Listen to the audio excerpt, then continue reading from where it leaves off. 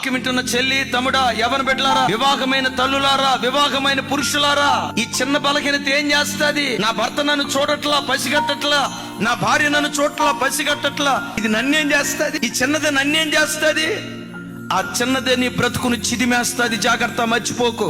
భర్త పసిగట్టకపోవచ్చు, భర్త చూడకపోవచ్చు, చూసే దేవుడు ఒకడున్నారు అని మర్చిపోకు. నీ అడుగుల లెక్క లెక్కించే దేవుడు ఒకడున్నారని నువ్వు గుర్తు తెచ్చుకో.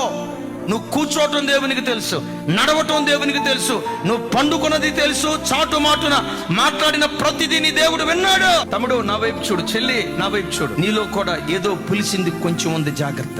చచ్చిన ఈగలు కొన్ని ఉన్నాయి, జాగ్రత్త. తైలమంతా కంపు కొట్టక మునిపే, నీ కొంప కొల్లేరు కాక మునిపే, ఆ కొంచెం నీ కొంపను కోల్చక మునిపే దాన్ని నీలో నుంచి తొలగించుకున్నావా?